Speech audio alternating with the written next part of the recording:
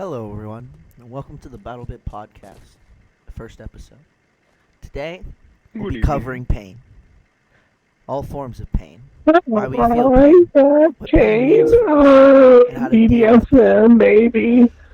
Pain, Oh, yeah.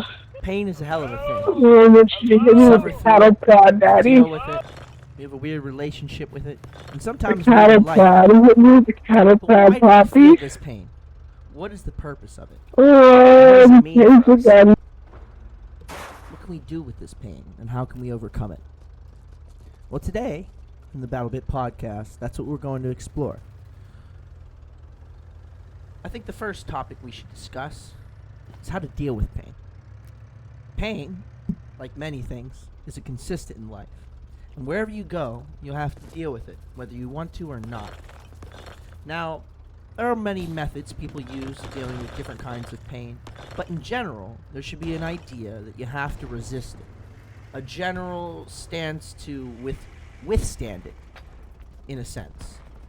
To be able to put up with it, to deal, to cope, to handle, to strengthen it, or through it.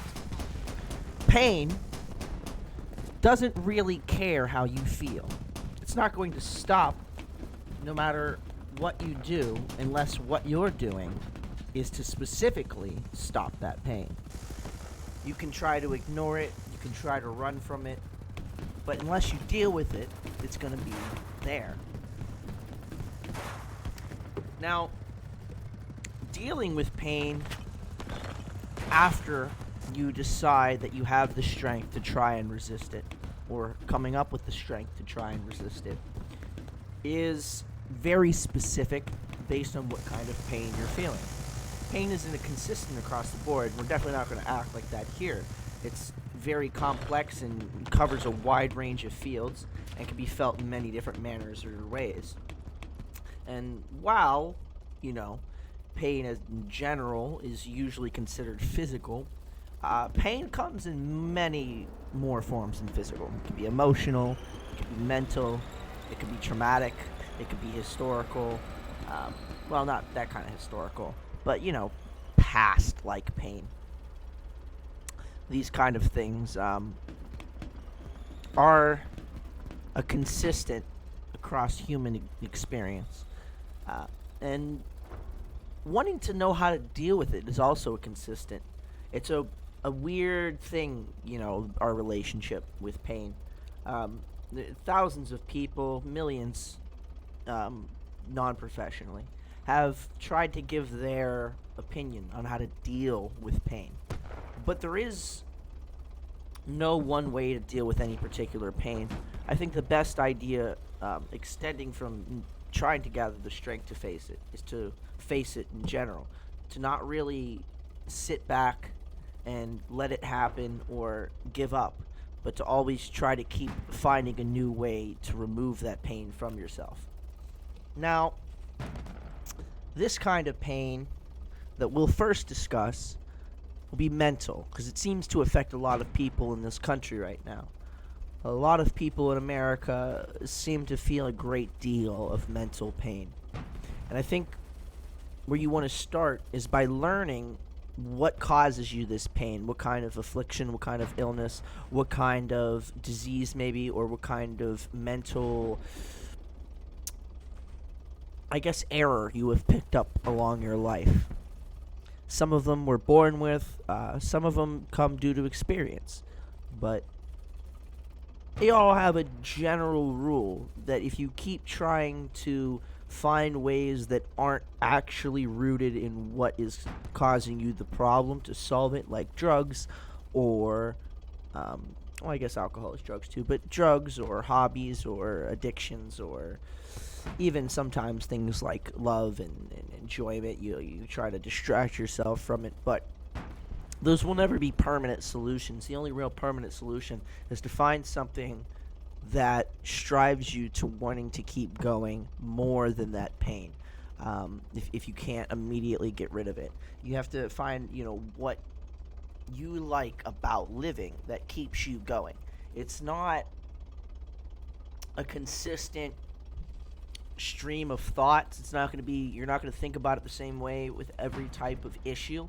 But it's going to be different for people who want to kill themselves versus people who just don't want to go to work, or go out anywhere. They just want to sit at home all day because they just don't feel like they want to die, but they don't feel any motivation to do anything.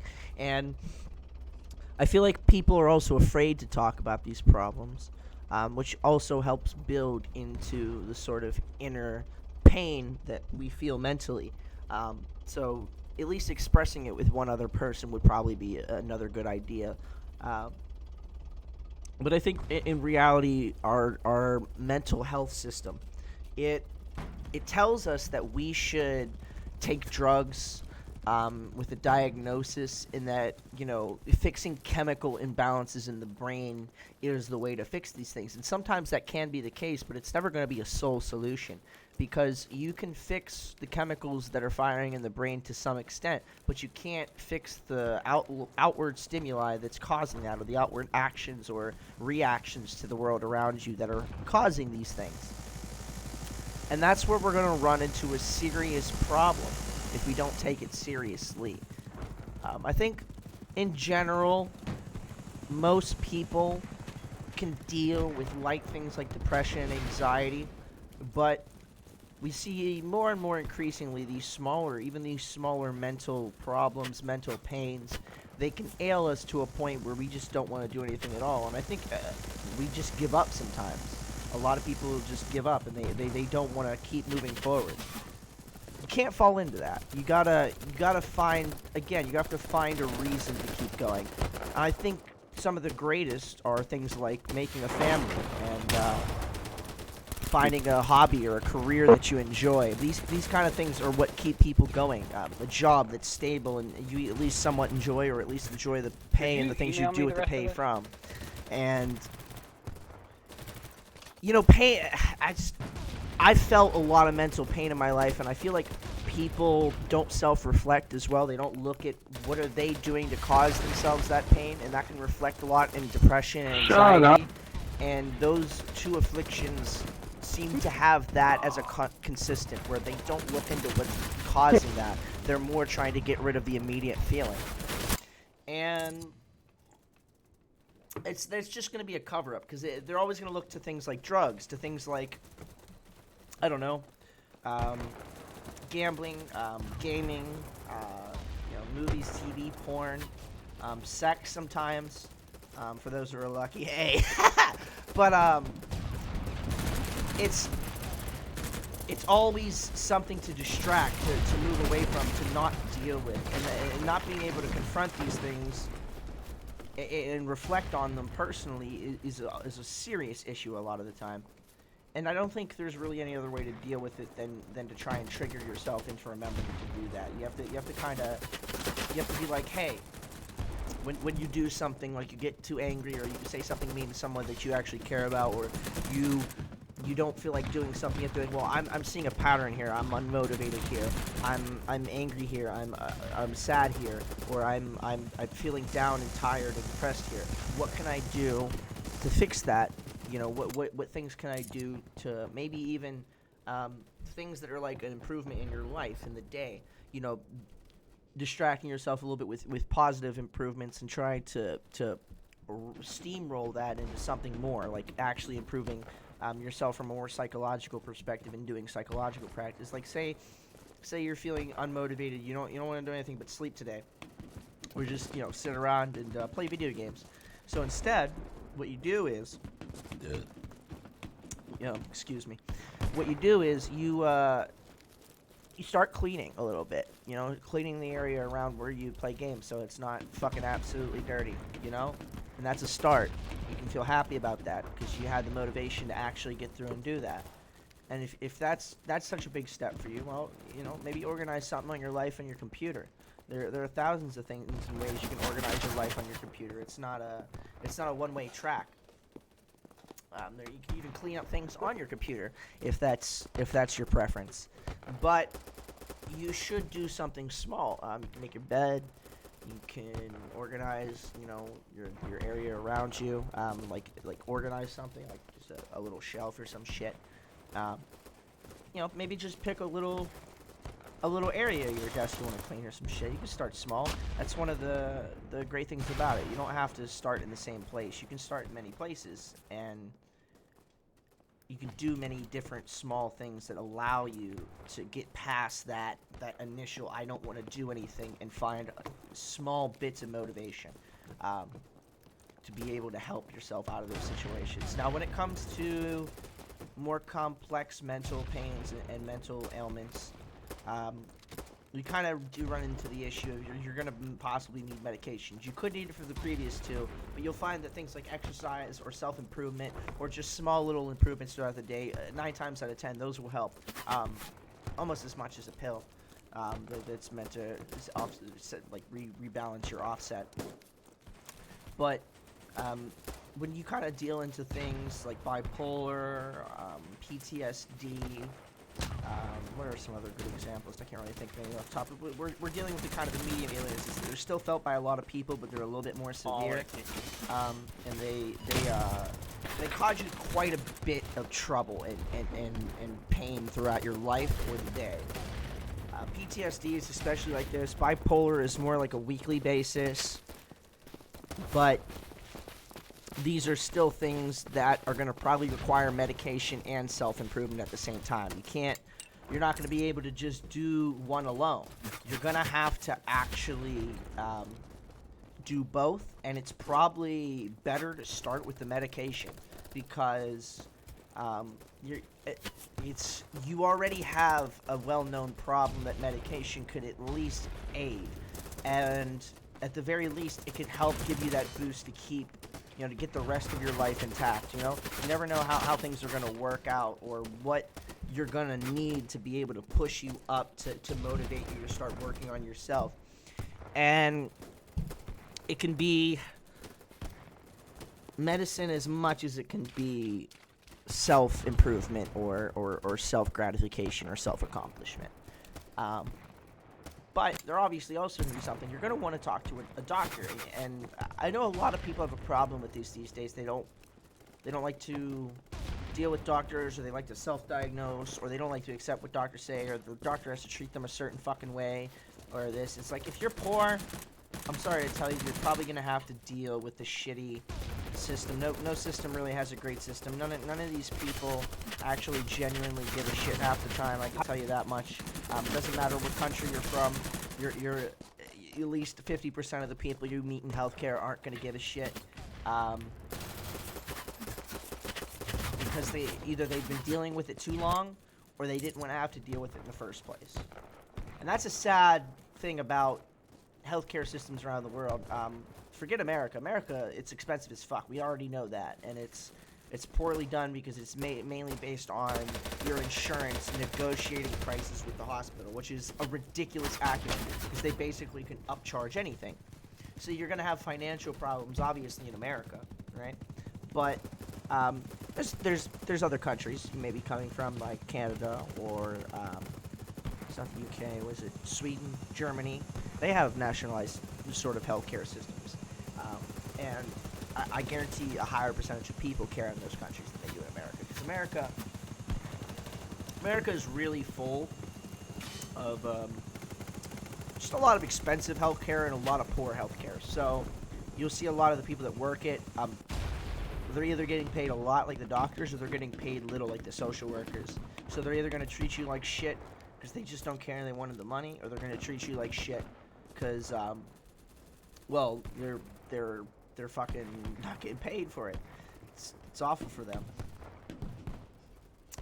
But yeah, you're gonna want to find, I'd say, a doctor that you at least feel comfortable with, and try not to be too picky, because it can get kind of hard in some countries to find a doctor that, if you have to keep going from thing and you're poor and you have to keep going from doctor to doctor to doctor, it's not going to work out. I'd say more try to aid the doctor in helping you faster so you can get the fuck away from them and maybe improve your health enough to afford better care. But it's not going to always be perfect. So I'd say, again, if get them closer to helping you so you can help yourself. 'Cause that's the only way it's ever really gonna work. It's the only way that things are ever gonna really take off. You're fucking retarded, man. I'm sorry. I'm sorry. I had to break character for a moment. I was standing on top of a guy talking for like 5 minutes. Anyhow. That was funny. If anyone has a problem with me breaking for the game, I apologize. But yeah, well, I think where's a good area to move into this? I think we should talk about failure in this sense, because with something like PTSD and especially bipolar, you're gonna fail a lot. You will fail to control, to aid, to help, to alleviate this problem. That is a guarantee. I can guarantee that to you. The thing we gotta think about here is how are you gonna remotivate yourself? Well, you have to remove yourself from this idea that things are gonna work out for you all the time. You have to expect failure. So you have to be sort of prepared for it in the back of your head, like, this thing could work, but it could, it could also fail, and what would I do in that sense? Kind of brainstorming. Now, if you do fail, the first thing you should look to is what got me on the path in the first place, and will it work again? Sometimes that's an often no. It can be a no a lot of the time. So then don't focus on that anymore. Just focus on what's gonna get you motivated now. I was reviving you. Because that's gonna be totally different from what's gonna get you motivated previously. Sometimes, especially if you're having a hard time getting motivated. But instead of maybe not looking for things like a purpose in life or a distraction or something that gets you through, I'd say look for wisdom. Wisdom can often bring us out of our darkest places. When we find things that speak to us and people speaking things that we relate to from places that we don't expect it, we can often find comfort in that from places like celebrities, speaking heads, family members, people you know, people in your life that you look up to, things like that. And that could honestly be a great place to get all this kind of motivation to get out of the rut or get back into the saddle. And I think that's really probably the only other way that you're gonna find other than medicine or that. I think that covers the main 3 ways that you can really pop yourself out of that. I think you also should try things to doing like building up to it little bits at a time. It may be a little bit intimidating to try to talk to someone you know about a problem if you don't have like a outlet, like you're looking for a famous person. So in reality, you're probably going to have trouble doing this. And then how do we get past that step? How do we get past the step to get into to help you get past the step? And it's probably a question a lot of people ask. You have to want to. You have to. A lot of people say you have to want to, but what does that mean? I don't like that answer, and I'm putting it out there because I want you to know we're building off that answer. You have to actually care about life. You have to have something that you give a shit about, or you really wish you had. So, say you want a family, or you want a good career in a specific field.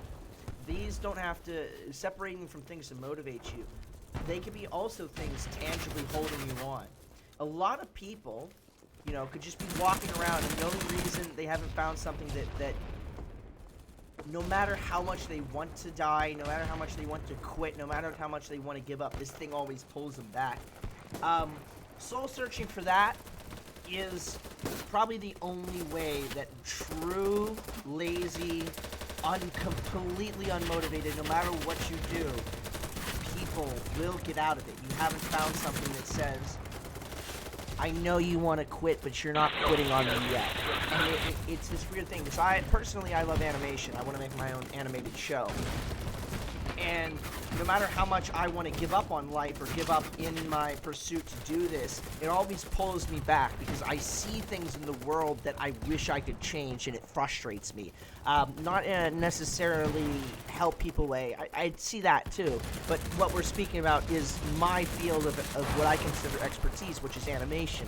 I see the way that modern storytelling is. I see the way that they even just do modern animation and how all the previously good animation is remade, and it frustrates me. It angers me, and that anger, that frustration, that want to have something better there is what also pushes me and keeps me going in some of my darkest moments, I would say, and that's important.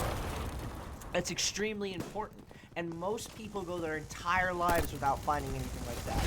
And the people who do, most of them find it in family.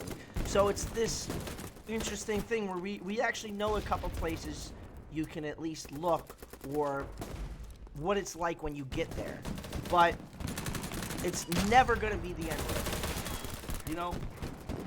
Another issue people have is they go through the first step, and the first thing they think they're supposed to get to, and they give up. Or they go, oh, I made it, I'm done. I'm gonna back out. And at that point, you just don't want it. Some people just are unmotivated and don't want it. Sometimes you will need medication to motivate you, I think, or even keep you on a single track, like a single path. That could be the case too, because you have people like ADHD. They're always on multiple tracks. I have one of these people, and sometimes they need medication to keep on one track. Now, for me personally, because animation is such a varied field, I keep track by keeping track on multiple different projects I would want to make. And that's how I keep focused in the same direction.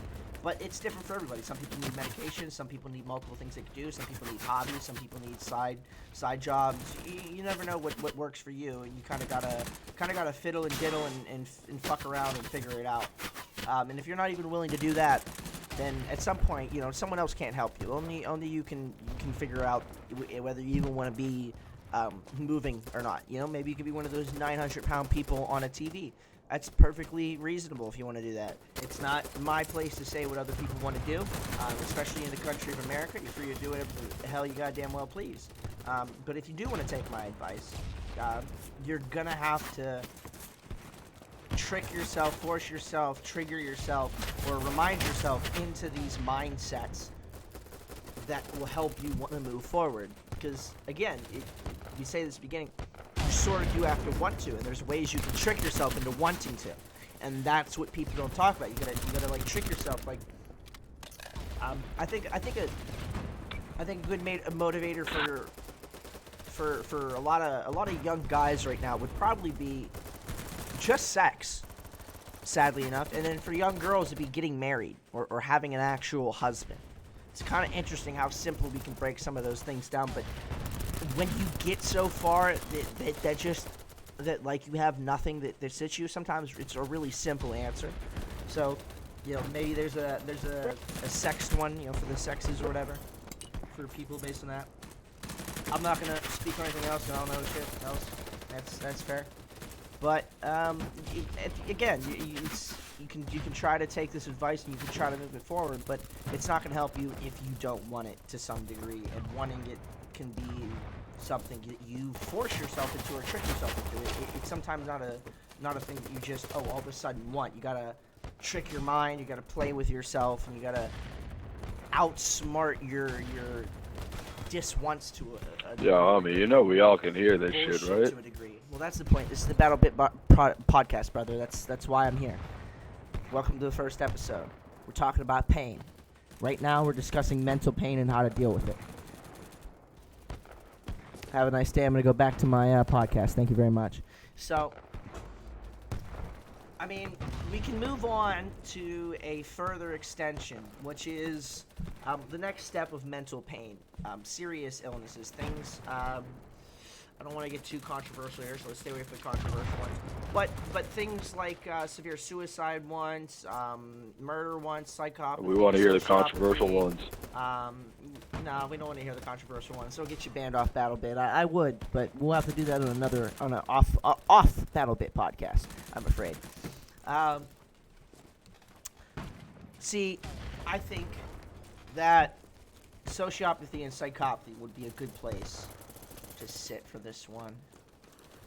Because technically all of these are sort of traits of humans that can be on a wide spectrum. And I know people talk about spectrum shit. Just hear me out. We're not going there.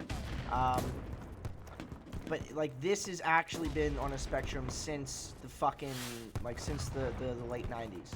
This is something because we discovered that there are a lot of sociopathic people and psychopathic people that operate normally in society. So that's when we started to realize that human personality traits were on this sort of spectrum of having a higher percentage of it, or having more of this trait, or having less of the trait. And you can also develop and lose or gain traits throughout your life based on your experiences. And I think one of the best ways to represent this is autism. Not all people with autism are the same level of autistic or same level of functionability. Same with Down syndrome people. That's the way that we've been explaining that since the 90s. And when you get into something as serious as psychopathy and sociopathy, it's really about holding back your darker tendencies. It's about not letting those, as the internet boys love to meme, intrusive thoughts win. These, specifically these two, we're not going to generalize this for things like it, but there are other illnesses that are similar that you can probably apply to. This is a sort of don't let yourself do the things you think of. Don't let those thoughts win sort of illness that you can't let, your impulses take control, kind of like ADHD. You can't let your backhand mind take control.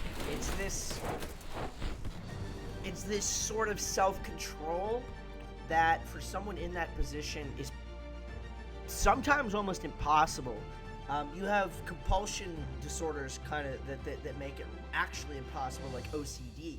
But these ones can kind of be in a similar realm. And trying to deal with these, you're going to need professional help. That's for certain. But there are things you can do even before I thought this was supposed to help us into a professional realm to help yourself. So I think first of all, learning about your mental illness, no matter what one you have, will always help you. It teaches you what patterns to look for and teaches you how to even possibly stop those patterns. So that's a first. Get into psychology and learn about it. Second would also be more or less reading what. Oh, we're gonna wait for the next squad. Hold up. We're gonna wait for the next squad on this one. We're gonna take a pause. We do 2 games. 2 games is our podcast length. We don't do time here. It's not how we work, not how we operate. We do games because this is the Battlebit podcast after all. Oh, look at this. We're going to have an interesting podcast today. So, hey man, you want to fly? Hello, everyone. Welcome to the Battlebit podcast. We are currently halfway through episode 1 and currently talking about pain. Shut up now. Our discussion is going to be about mental pain. And we're currently into the severe diseases known as psychopathy and sociopathy. And that's what we're currently working on. And we've been talking about how these are impulse control sort of issues here, and how you're most likely gonna have to deal with that professional help. But we're gonna start talking about things you can do before you get professional help. The first thing I said before I was cut off by last game was that what you can do is you can learn as much as you possibly can through the sciences about your illness, and that could be about anything. It doesn't have to be about these specific types of mental illnesses, but it should be yours, obviously, and or what you think you have. I'd suggest getting a diagnosis first. You don't have to Yo, really sit sensitivity, down. what squad are you in? What squad are you in? I want to hear the podcast. You gotta look for me, brother. We do got a space open. I'm in the squad with Vay, Hisoka, Tim Darker, TM Nom, and Classic, and Rotificer. We are here talking about mental pain. Yes! All right, brother. All right, that's amazing. All right, so I had to mute someone. I don't know if you're gonna have to mute them too, but that's up to you. I'm gonna start moving on suicide bombing. We're gonna go back to this discussion. So as we were speaking of, you're gonna want to learn as much as you Wait, can. why do we get to suicide bombing? I thought it was mental health. Oh, I'm suicide bombing while I talk about mental health. It's really interesting. It's very interesting. Nah, dude, you gotta. This is the best podcast ever. It's So- just so fucking funny. So here's the big thing about dealing with these kinds of illnesses outside of professional help. You're only gonna get so far. So like I said, you want to learn about it. You want to try to take your steps. You don't have to get a diagnosis. You do not have to have a therapist. You just need to talk to one for a couple of weeks or a few sessions and give them an honest take. And that's probably going to be the hardest part. I would say try finding ways to simplify your experiences that you feel too embarrassing or too upsetting, or you even feel yourself did too much wrong, right? You don't want to face the wrong that you did in that situation, right? So simplify it and explain it in a different way, so you don't have to tell them what you did, but you still have to kind of face it in a sort of sense. And that's important because you're not going to be able to deal with any mental health problem, as we discussed, without facing that problem.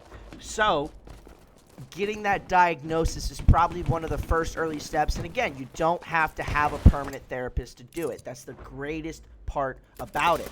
Now, other methods without a therapist, it does become tricky, but since this is, as we said, it's a mental illness of impulse control. So you're going to want to. This one is actually where I think my thing that I do with my ADHD and anger, where I have like a trigger thing in my head when I notice myself doing it. And sometimes you'll be going through the action. Like I've gone through whole rants when I was angry, and then realized like right at the end of the rant, or like right before the end of the rant, or towards the end of the rant, oh wow, I'm really blowing myself out of proportion here. I don't need to be this fucking angry. You will sometimes recognize these things when you are like deep into the problem, and that's still okay. You just gotta remember to trigger that mind. Hey, this is wrong. I gotta stop, and come up with something, anything, to just either not do that anymore, not do that thing. So I think for psychopathy, sociopathy, or OCD, you're gonna have these impulses, and you're gonna want to kind of create counter impulses, but you don't want to have the same one for certain things. You don't want to accidentally recreate impulses for something like OCD, because that's one you have to be careful with. So you have to create counter impulses that don't involve action for OCD, and then for the other two, you have to create counter impulses that you can recognize as easily as possible. Because things with sociopathy and psychopathy, the bad thing about them, they can lead to a lack of empathy, and you can hurt other people, and that can be an issue sometimes. Now, Get me out of here. I think really the problem with impulse control as a person with ADHD is that you're thinking about multiple Someone's things still on at C one from their time, team. or you're thinking about the thing that you want to impulsively do so much that you feel the need to do it. And you really gotta have mantras or things you can do. I mean, this is outside OCD. This isn't gonna fucking help you. OCD is a very difficult disease to deal with. For if you're what I'm talking about here, you can't do none of that shit. But for sociopathy and psychopathy specifically, and for other lack of empathy, mental ailments, you can use counter impulses. I think a good example was the fidget spinner everybody made. That's probably a good thing to distract yourself on. Something you can singularly focus on. that pushes you out of doing those bad impulses that you have, those intrusive thoughts. Because again, these are the disease of intrusive fucking thoughts. You know, kill the neighbor's cat, bash him with a hammer, beat the fuck out of him for disrespecting me. It's a lot where that kind of shit comes from. And these are specifically sociopathy, not so much psychopathy, but sociopathy can be a lack of connection with your emotion, and actually almost anyone can develop that. All the boys are creamy. You're never going to develop it as much as someone who's creamy. been born with it. Big boy. But what you can do is you can develop bits and characteristics of it over time from the way you're treated or the experiences you have in the real world. And it's going to be a lot easier for those people to walk out of it than someone who's born with it. Because someone who's born with it, their brain is wired hard into these kind of, neural networks that cause these fucking problems. And it's just hell. It's just hell. Especially, outside of sociopathy or psychopathy. Someone who's born with that, because you can't really, there are ways to get it outside of being born with it, but it's only at early developmental stages. You're not going to be an adult and develop psychopathy unless you just go on a mental break and stop caring about laws and other morality things. Most of the time it's going to be from shit that happened to you as a child or shit that happened to you when you were a baby or around you as a baby, like being in a war or being in a household where your parents were abusing each other and things like that. That's usually what causes psychopathy. You don't get that from just being mistreated for too long, but sociopathy you can. And it's one of the most interesting things, because for the longest time in psychology, these two illnesses were actually related at the hip because of their common stream of lack of empathy. And even for a short bit of time, were thought to be the same illness. But that was very quickly found out to be wrong and not the case. So, it's just interesting how these things develop and how we discover them as a species and as like a science-going people. We kind of develop these things that seem like they're in the same category, and when you look at them, right, they're just similar or have similar side effects or have similar traits, but are on two totally opposite sides of the realm that you're dealing with. And specifically with sociopathy, it's much easier to handle than psychopathy unless you are high in that trait. Then it becomes almost just about as difficult, maybe a little less, because you still have forms of emotion. So the psychopathy, you sort of don't. You have a kind of like a missing of them, and you have to like consider your actions more as like they think this is wrong instead of I know this is wrong, sort of thing, or this is what is wrong in the general consensus rather than I feel that this is wrong just like other people do. Because you won't. You simply won't. That's just the truth. You simply will not feel it like other people do, and that's just the truth. So I think we can move into. A different section of pain. I wanted to cover different parts of pain, but we always continue the things from one podcast to another. So if we don't finish it this episode, we'll finish it next episode. I think the next form of pain we can talk about is emotional. I think we'll deal with love, family, and what else would have to do with emotional pain? Love, family. I guess friends and in general treatment in society is not. It's not a terrible place to look at. But we wouldn't want to cover on that too much. It's more going to be about close family and those who you actually care enough about to actually affect you emotionally. So emotional pain only comes from those who like actually you care about their opinion. You can't get emotional pain unless you care about someone's opinion. So first off, right away, you should never let someone who you don't consider a personal friend or family member or something in that realm to affect how you feel emotionally. No matter what they say. People have a hard time getting a thick coat but this would be the greatest thing that helps you, is finding a way to develop a sense of not giving a fuck. You can't give a fuck about what other people say. It's one of the biggest mistakes people make in the world. I understand right now we live in a digital age where everybody wants to be a pop star, or everybody wants to be some sort of famous person. But in reality, you got to learn, especially to become famous or to become someone in the popular sphere, you got to learn to not give a fuck what other people think. It's why we have so much turmoil in our culture, and that's all I'm going to comment on that because we're on Battlebit. But it's because people simply care too much about other people's opinions. They can't let something go that they feel is an injustice in any sense. So they must go after it. And that's just a big issue in the culture right now. So immediately, you're gonna want to practice taking rejection, taking insults, taking the piss out of yourself. I'd personally learn how to make fun of yourself and start trying to throw that into your normal humor. But you don't want to throw it into the point to where your friends and family think you're self-deprecating. Just try throwing it in every now and then when you feel like someone is actually a good way to do this.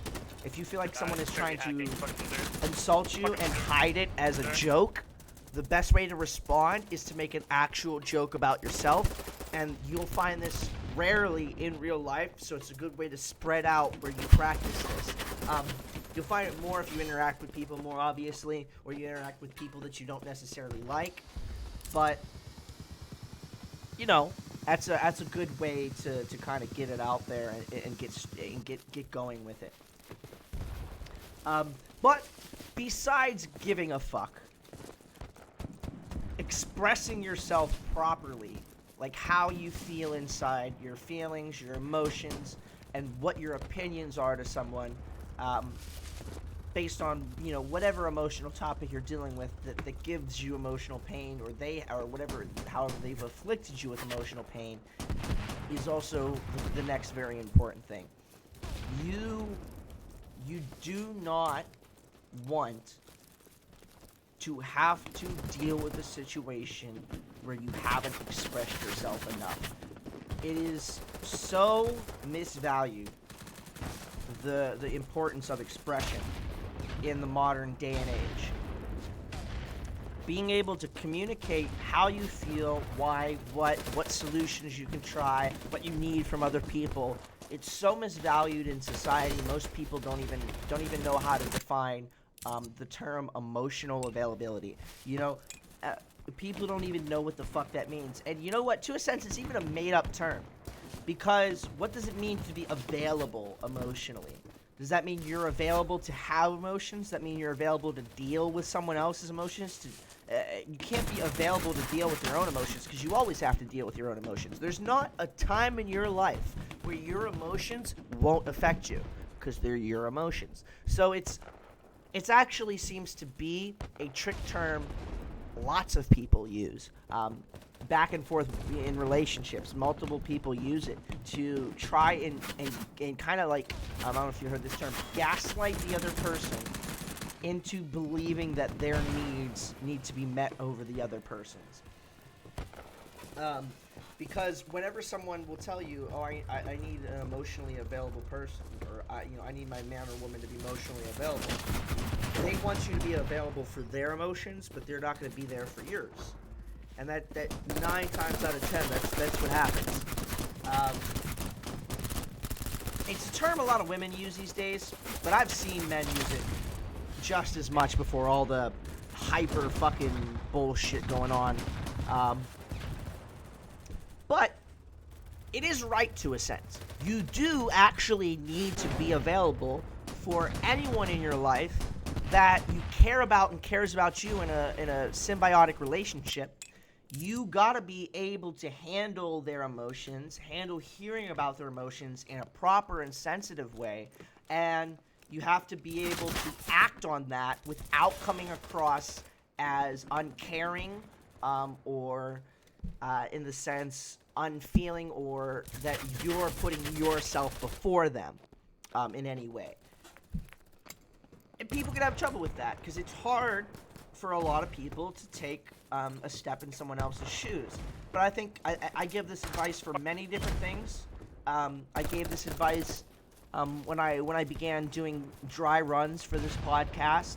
I gave this advice when we talked about love, which is a topic we'll talk about in the actual podcast later. But I wanted to prepare a couple of, not really scripts, but just some topic points to make sure that I cover when we do that, because that would probably be that will most definitely be a multi-podcast topic. Love is one of the most misunderstood things in human history, in my personal opinion. I have a lot of thoughts on it.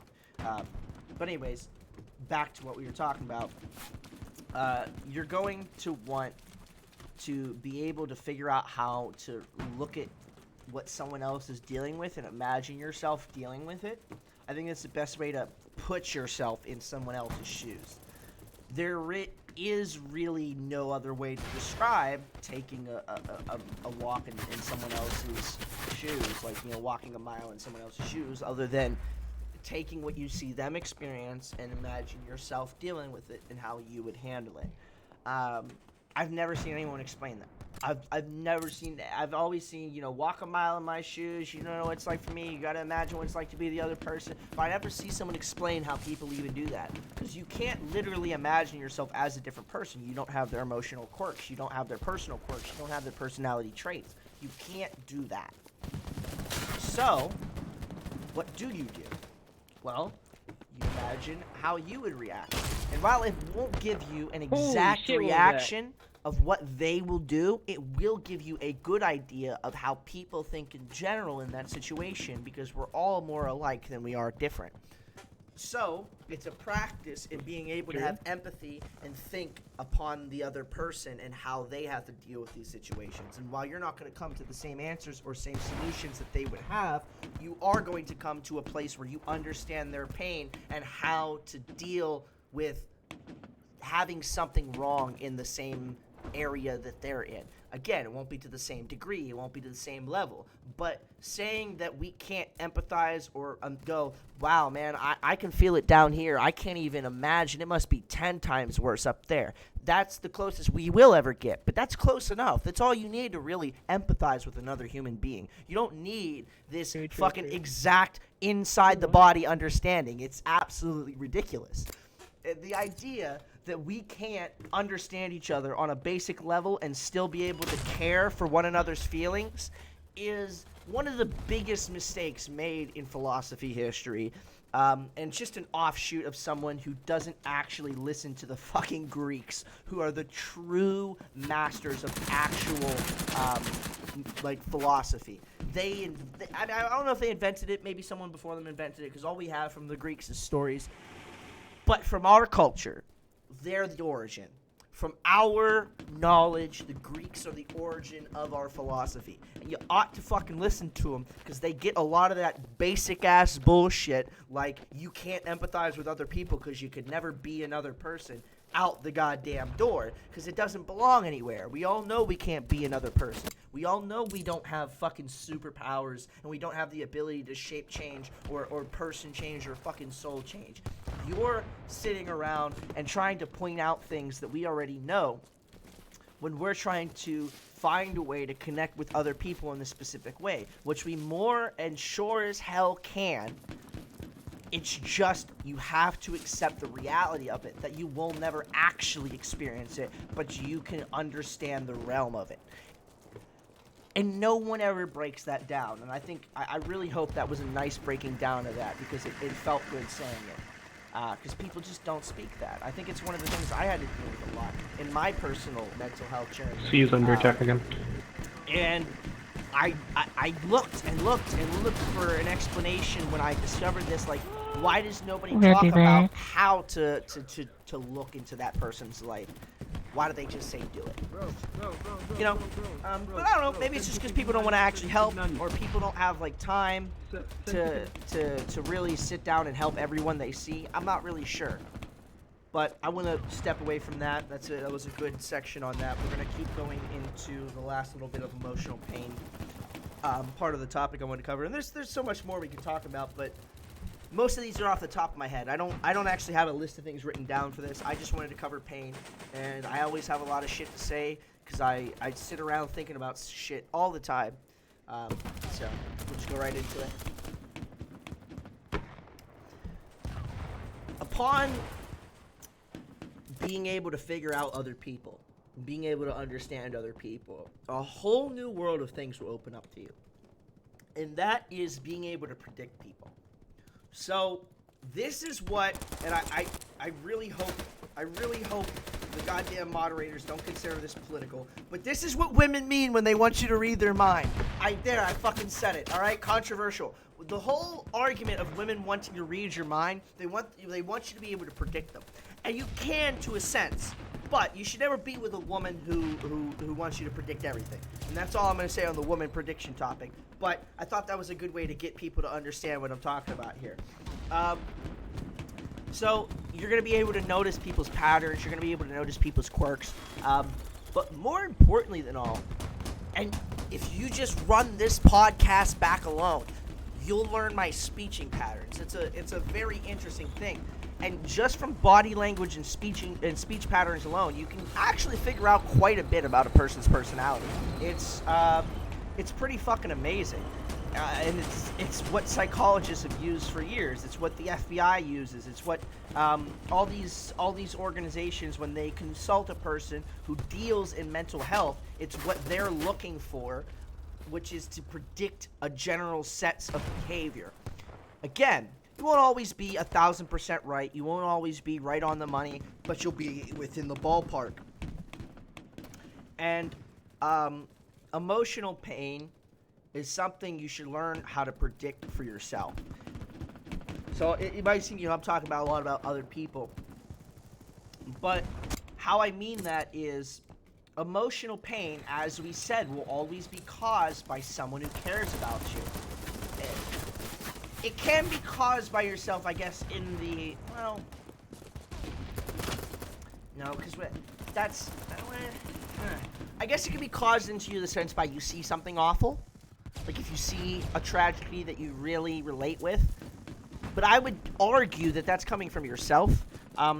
As a person you care about, it's what you care about inside. It's what you it's like a loop back onto itself. It's back now into the things that you as a person care about deep inside of yourself. But because it's always given to you by an outward stimuli of another person or a thing you see, predict how that will happen, when it will happen, and things that will happen that will cause that reaction, so that you can either prep yourself for it or already begin working on the solution before it's began. Are you practicing your speech? I'm doing a Dude, Battlebit podcast. Like This is Battlebit podcast, my guy. So this is where you start to get into the real realm of solving the emotional pain problem, and that's being able to either avoid or begin the process of healing as the pain has begun. And it comes from that predictor mentality of being able to understand other people and their emotions and their things. And it becomes much, much clearer when you realize you're only doing this for a small group of people that are close to you. Trying to do this for every person you meet will be nearly impossible. And it'll cause you a lot of stress. But you can if you have like a high functioning mind, like autism or high intelligence. You can do it to some degree, or if you like train yourself for it, like you're fucking Matt Damon from Bourne Ultimatum or something. You know, I assume there's a set of training you could probably do that would gear your mindset towards analyzing everything around you, because it's what CIA agents do to a degree already. But we're trying to keep in the civilian realm. I don't want to get into these advanced techniques and shit, because I'm not the fucking person to talk to about that. At least not without a little bit of research into that specific area of psychology, because I'd assume that'd be psychology with training and shit. You guys here. But where we really start to run into the problem with the emotional pain, outside of being able to solve it or deal with it or being able to understand it or understand, where it's coming from or how it's being caused. And then, again, being able to stop it before it starts. It's really just beginning to understand your own emotions to a degree and how humans, in general, use emotion throughout our daily life. We all use emotion differently, we express emotion differently, and we have different types of emotions depending on who we are. That is going to be something you're going to want to learn. What it's kind just of the emotion do general you have? emotion human experience. So that way, when you do have emotional pain, you can articulate it far better than the average person. And that helps with all the other aspects like communications, understanding, I have a question. And beginning Shut the fuck up, I have a before question. you move. Go ahead, ask your question, son. Sorry, we're doing a podcast. Do you think we should restore Germany to its former glory? Well, if you mean to make it a great empire like it was without any form of bigotry or prejudice like Hitler's time, then I'd be okay with that. But the countries that were a part of the empire got to agree to it. That's all I got to say.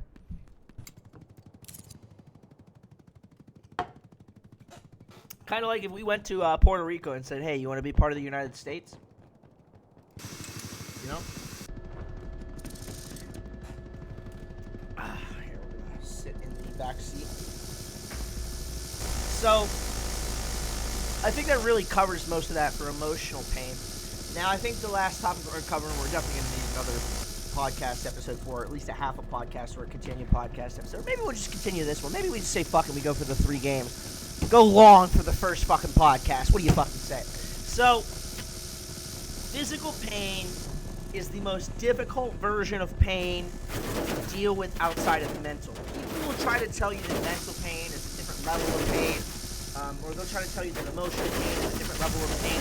There is no further pain than physical stimuli. And the reason is it's used for torture and it's effective 80 to 90% of the time. You will never find a form of convincing that is more effective than physical pain. Physical pain can convince people to topple empires, to give up family members, to give up money, to give up riches, to kill other people, to blow up fucking buildings, to destroy entire fucking cultures. Pain, from a physical sense, is so hard to deal with. Even those who are trained for it still fall to it. The Spetsnaz, I don't know if anyone knows the Russian Spetsnaz. Up until the Ukraine war, I'm not going to talk about it, I'm just saying up until because everyone knows how Russia is viewed after the Ukraine war. Up until then, the Spetsnaz were seen as one of the most insane and best pain resistance trainers on the planet. They would sit you in a fucking chair and torture you with every means necessary for days on end until you would not give up information they didn't want you to give up. They would they'd have you raise a puppy and kill it. I'm pretty sure that's where that entire concept came from, but I could be wrong. They'd literally have you have to deal with animals. They'd have you deal with all forms of surgery tools, electroshock therapy, poison gases that aren't lethal. They do nerve gases. The level to which they would go to try to create a painless person is astronomical and grotesque. And the reason they did it, the whole point I'm making is a painless soldier is the most valuable thing in an arsenal because he will do anything as long as he believes in the cause, because nothing can stop him when he can't feel physical pain other than ideas. That is how powerful physical pain is. So when we look at pain and we talk about pain as a generality, we are talking on the sense of the fucking moon. We're talking about the goddamn Everest of fucking pain. It is probably something you should be able to deal with a certain portion of, but there is no way you're ever going to deal with the limits of pain. So I'm going to do something in the next part of the episode that I've never done in this whole point, which is tell you how to stay the fuck away from pain. Stay the fuck away from pain. Not in the sense of actual physical pain, but things that might cause you physical pain because you shouldn't be dealing with them in the first place. That kind of avoidment. See you in the next part.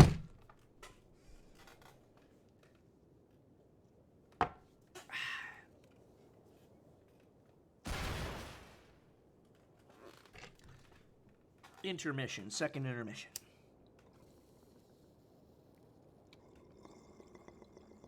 So, by the way, guys, for a little bit of time for me to talk, I kind of like doing this no effort, long form content, just speaking. I'm going to try some more of this. I might do some political topicing.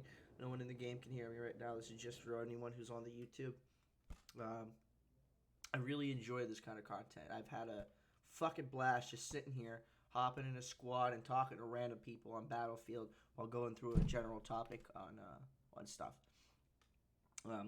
I want to watch political videos and put them up and give like long form answers and do like actual reactions from all the React stuff.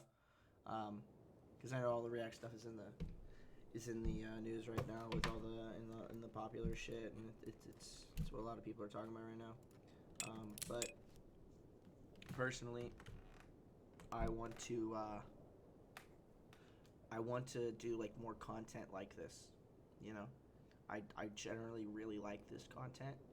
I really like doing long form discussion and stuff. And I like specifically, I'd like to do politics. So I might do like I'll do Battlebit gameplay or some kind of gameplay, and then I'll play a video, and I'll do a response to like what they're saying in the video and stuff. Because I have like a lot of shit. Because of all the shit I've dealt with in life, like I got a lot of shit to say. So yeah, hopefully you guys can see more of that coming, and I'm just gonna upload this outright. But, let's get into it with the last bit of pain. Well, hello everyone, and welcome back to the Battlebit podcast. This is your host, Sensitive Nannies. We are on part 3 of episode 1. I missed Jacob already. And we are dealing with pain, physical pain, specifically is the topic right now. We've talked about emotional pain, and we've talked about mental pain. And we have just began to talk about physical pain. Sensitive nanny. I miss Jacob. Mentioning that physical pain is probably the worst kind of pain you can feel. It's one of the most gruesome pains. People like the Spetsnaz and the Taliban use it to get all kinds of things they want. We also talk about the lengths the Spetsnaz will go to get a man who can resist pain because of how powerful it is. Fucked up. And I think adding one last little extension on that, since you guys didn't hear the whole spiel I did on it last game, obviously. Physical pain is basically the equivalent to the atomic bomb of pains. I love the Joe Rogan experience. You can't beat it. I mean, we use it in torture, we use it to get things, and it always wins. It will always win. So, now, how to avoid physical pain? Hell yeah, brother. Unnecessary physical This pain. helicopter's That's in what pain, we're bro! getting to. Oh, God! That's our goal, is to talk about how to avoid physical I pain live. that's absolutely unnecessary. And the main way you're going to want to do that is to don't get into things like gangs. Don't involve yourself in stupid violence, gang violence, disrespect violence. Don't get into harsh fields. Don't get into places where they're gonna fucking torture you. Don't. I think I heard a great quote once. Don't become a military contractor, then go to another country where you're helping bomb people. It's a very smart idea. Because what's going to happen is they're probably going to want to torture you at some point and get information out of you. Don't put yourself in a place where you're going to get information extracted from you. And that's probably one of the best ways to avoid this extreme form of pain. But on a smaller sense, be aware of yourself.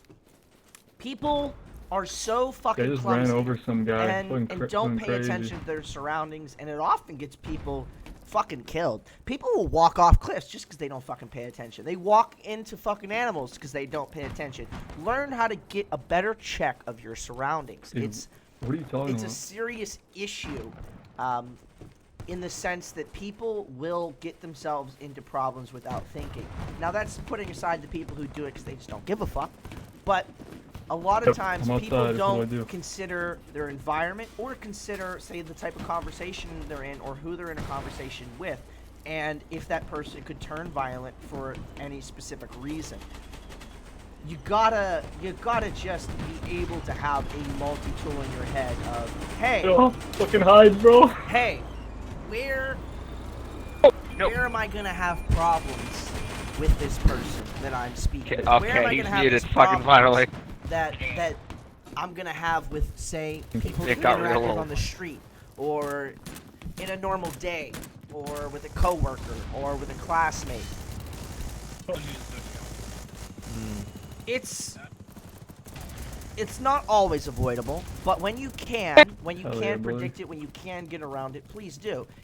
When you can just move away from it, please do. Because, in general, pain is absolutely unnecessary, and we inflict far too much of it on one another in modern society. It's kind of gross, in a sense, but that is human nature at the end of the day, so we all have to be prepared for it. Now, one of the interesting facts about physical pain is physical pain can also be positive. Something like working out and feeling the as like people like to say, feeling the gains from the workout motivates people sometimes. I think pain should do this in a general sense. When you can't avoid it and it is thrust upon you, say in a dangerous situation, pain should motivate you to try harder. Pain should motivate you to move faster. Pain should motivate you to get the fuck out of Dodge or deal with the threat that you're dealing with. And not having that sort of mindset can be very fatal in these life or death situations that you'll rarely face, but, you know, we should all be prepared for. I don't really know how to exactly predict everything you're going to deal with, so you're going to have to take it on a case-by-case basis, and you're going to probably have to think really hard about multiple paths of your life. You just got to kind of like look at it as when you wake up, things can go different ways. You got to kind of put your mind into operating on that. But you know, if you can't avoid it, and it's going to eventually hit you. So also be prepared to have methods of escape or ways of de-escalating a threat or removing a threat if necessary. Because most physical pain, again, will come from a threat or an accident. And an accident you can't predict. An accident you can only deal with after it's happened. And when you deal with something like that, you have to have the mindset of, well, I can't sit around and cry about the problem. I got to deal with it right now or it's going to get worse. I think physical pain is also the same. When you have physical pain that you can't necessarily predict, you go, well, hey, I have to deal with this now before it becomes a bigger problem. I think a good case is I know a guy who he didn't want to quit going to work to go and have to deal with his tooth pain problem. One of his teeth was literally decaying inside of its mouth, and it eventually caused him a problem to the point where he had to go out and spend thousands of dollars on it because he didn't deal with it sooner. He let the problem build up until it became more of an issue. These kind of things can be a way you can kind of try to look at physical pain or aspects or methods of physical pain, I guess. I'm trying to think of a good way to describe that. Because I don't know what you call groups of physical pain. It's a weird topic to speak in a plural form. Now, I want to talk about injuries in a sense. How to fucking heal yourself, or how to methods I know of, or things that I've learned. So, let's see, what are the things that aren't example necessary? That, well, here's an interesting thing I learned. You can smudge dirt into a wound to make it stop bleeding. I never knew that was actually a thing you could do. Like they have a really good match, it's right? not something you should do as a first option, but it is something, if absolutely necessary, you can do. Now, there are different types of ways to make sure that whenever you do something like that, you're not going to get an infection or whatnot. One, you want to look for bug-free soil. You want to look for soil that doesn't have a lot of bugs in it or bugs around it. You want to look for dry soil. Wet soil carries more pathogens, more bacteria, and other things. And even to a sense, it might be a good idea if you got something burned around you, or burning something to stick it in there could be a good idea, because whenever you burn it and it turns to charcoal and ash, you can stick the ash in there to help stop the bleeding, and the ash will be already sterilized from being in the fire as long as you don't let it touch a bunch of other shit. Let's see, there's not really a lot of stuff that you could talk about, but it's like not based on example of me having to show it to you. But I think a good thing to know is if you're absolutely at death's door from bleeding out from an artery, you can always, and it's from a limb, you can always tie off the limb and stop the bleeding to save yourself, obviously. Alright, done. But what people don't know Excellent. is there's a method you can use to keep it so that your veins don't collapse. And what this method is you after you tie it off, you take as fast as you can. You find soakable material, right? And this is where actually physical pain comes in, because you're gonna have to be able to deal with a lot of physical pain if you don't want to die in this kind of situation or lose a limb. And what I'm about to tell you requires the dealing of a lot of physical pain. So you're gonna want to find a way to pinch the artery.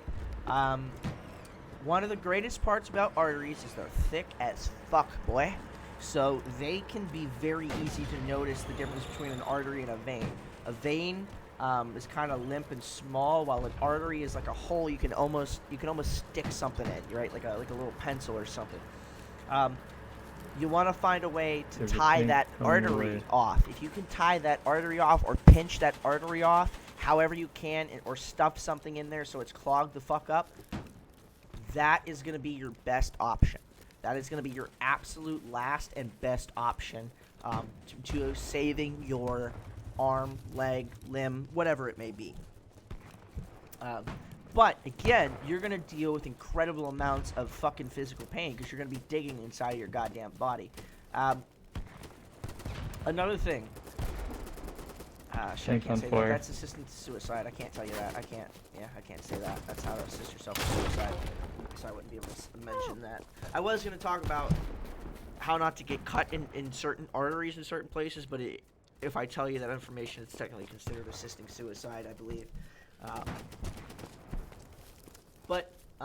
Well, in general, don't face your palms outward when blocking bladed weapons. Face your palms inward, because that one's pretty general. That doesn't protect your neck,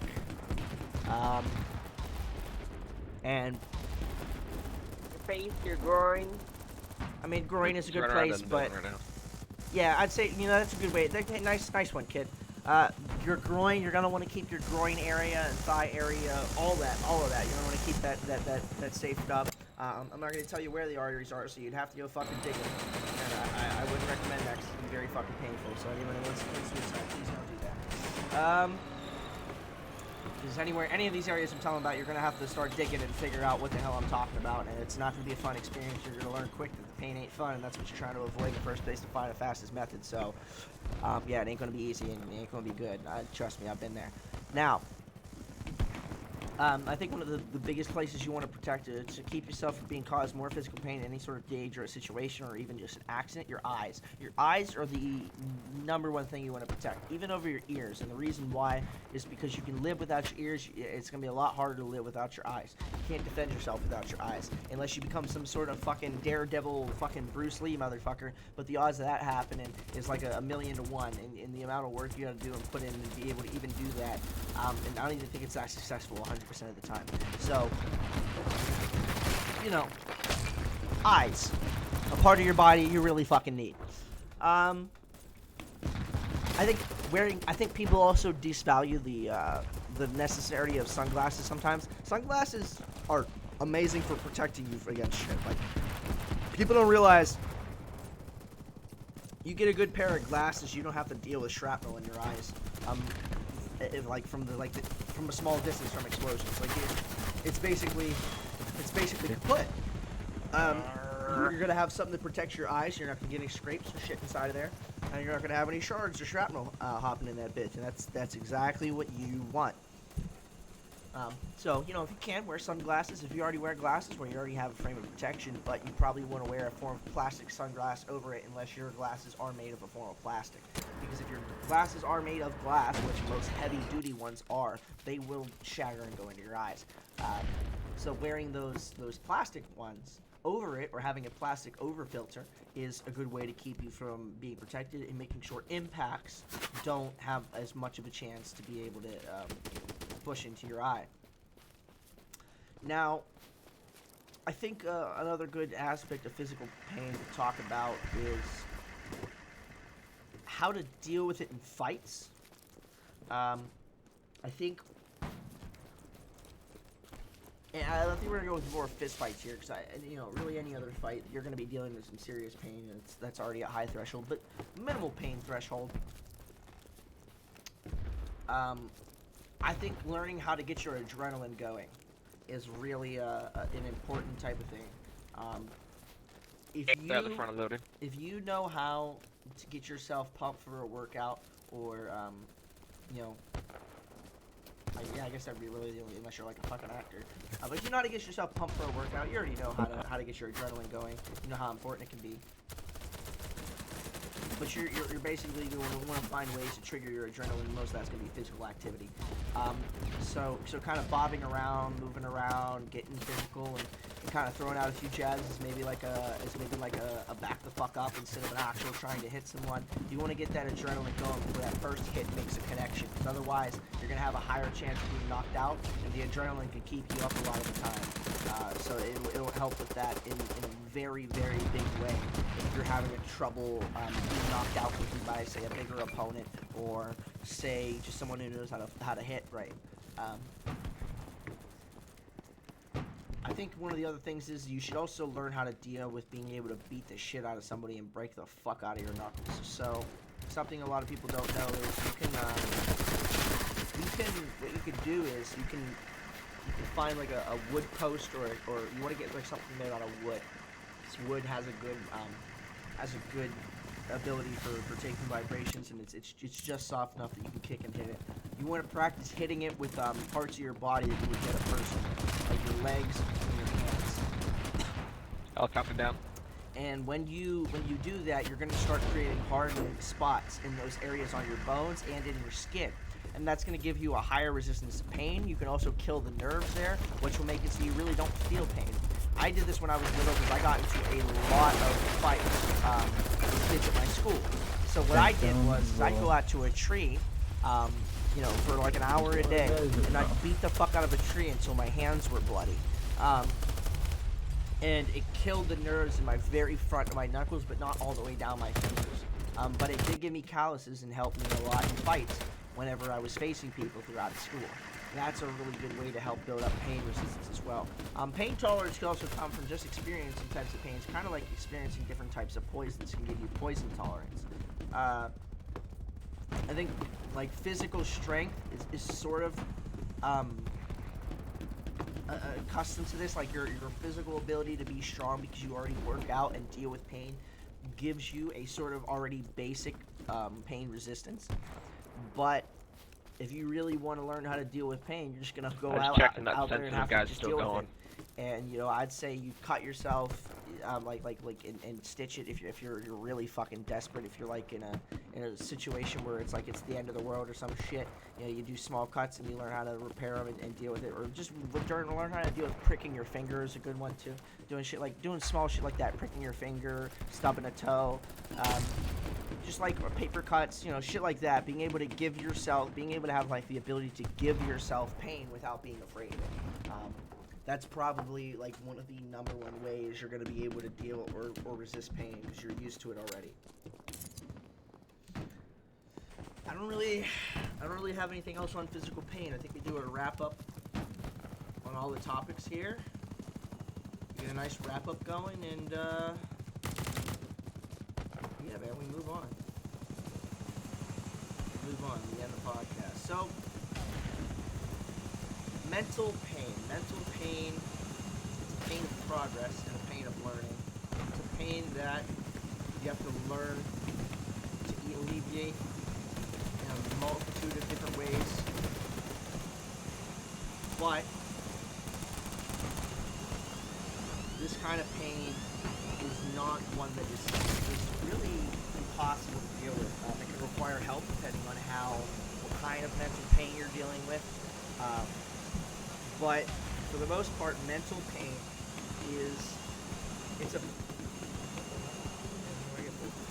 mental pain is just mental illness, but it's still obviously pain.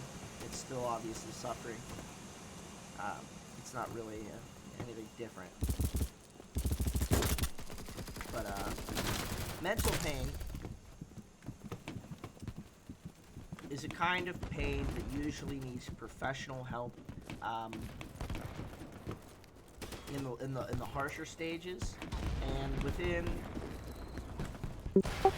the easier stages, it's something you can just kind of learn about and deal with yourself. You got to kind of learn patterns. You have to learn patterns to actually enact, and patterns to predict. And you got to learn how to enact patterns as well. You know, like pattern. You gotta, because it's really, most mental issues are pattern problems. We are a pattern in our sense. As like people, we kind of are a pattern. Our brain is a pattern that we kind of solve. So, learning about your brain patterns and mental illness patterns and the patterns of like the things you do that you consider the mental illness is probably the best way to deal with all of it. If you can get to that stage of healing. Now, emotional pain, as we have already discussed, emotional pain is pain that you get from people you care about or you have a physical or emotional love for, or from things that you see that affect you deeply in your like personal character that you care about. These are the only ways that you can get emotional pain. You shouldn't allow people that aren't in your life to give you emotional pain. You shouldn't let people that aren't in your close sphere give you emotional pain at all. You should learn to not give a fuck about what other people think, about how other people view you that are not in your close and personal and your care about sphere, I guess you would call it. Now, you're going to want to learn about other people's emotional pains, emotional patterns, and emotional consequences, and also how to predict these things. And that's really how you would deal with emotional pain. And finally, on to physical pain, as we have most recently covered, pain of all pains. You're not going to be able to avoid it in life, wholesale. But you can avoid lots of different types of pains, not involving yourself in stupid shit, not taking stupid risks. You can still take them if you want, but you have to be prepared to deal with the pain that could follow. It's a very simple concept, but you should also be able to know how to deal with pain in the sense of when it happens to you, that you can deal with it and solve the problem, because physical pain is the only pain that can really kill you. Mental pain can make you want to die, but physical pain can actually kill you. So you have to be prepared to be able to repair yourself, avoid it, and deal with it when it comes, so that you can possibly get the help you need in order to not die. In a lot of cases, you will die. In survival situations, you will die if you can't deal with pain, because you won't be able to push through the pain necessary to get the job done. But beyond that, physical pain is pretty simple. It's physical stimuli sent to the brain, and it fucking hurts. It hurts like a bitch. It can manipulate men to do things. It can affect us in ways that we would never think possible. It can make us do things that we would never want to do. In all, you should avoid shit where you would ever be tortured or put into a position where someone would use pain to extract things out of you. And you should really Where are we going? kind of practice ways of resisting pain. Pain resistance is a very important thing in life, and it can be very important The grappling for hook you is. and for your life. I'm dropping you off, but. Oh my god. But I think that's going to be all for our podcast today. Drop. About all three forms of pain that I wanted to cover, and I feel like we had a good discussion. and I hope I see you guys next time. Thank you. Have a nice night.